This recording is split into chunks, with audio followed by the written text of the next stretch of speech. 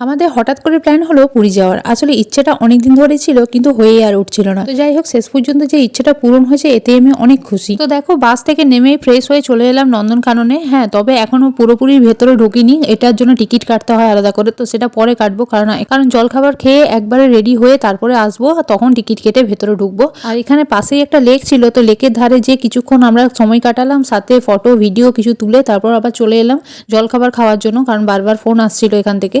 তো জলখাবার খেয়ে রেডি হয়ে আবার চলে এলাম। এই যে টিকিটও কাটা হয়ে গেছে, এবার আমরা ঢুকলাম নন্দনকাননের ভেতরে। আর নন্দনকাননের ভেতরে ঢোকার জন্য টিকিট মূল্য ছিল 50 টাকা করে, আর ছোটদের আরো কম। আর এই জায়গাটা ছিল অসম্ভব সুন্দর একটা জায়গা, মানে চারিদিকে শুধু কাগজ ফুলের ভর্তি, আর এত দারুণ লাগছিল দেখতে। আমার খুব ভালো লেগেছে এই জায়গাটা। নন্দনকাননের ভেতরে ঢোকার পর অনেক কিছু জিনিস দেখার আছে, কিন্তু আমি এই জায়গাটাতেই না অনেকটা টাইম নষ্ট করে ফেলেছি। তো যাই হোক, পরের ভিডিওতে আমি তোমাদের সাথে শেয়ার করবো নন্দনকাননের ভেতরে আমি আরো কি কি দেখলাম। আজকের মতো এই পর্যন্তই, বাই।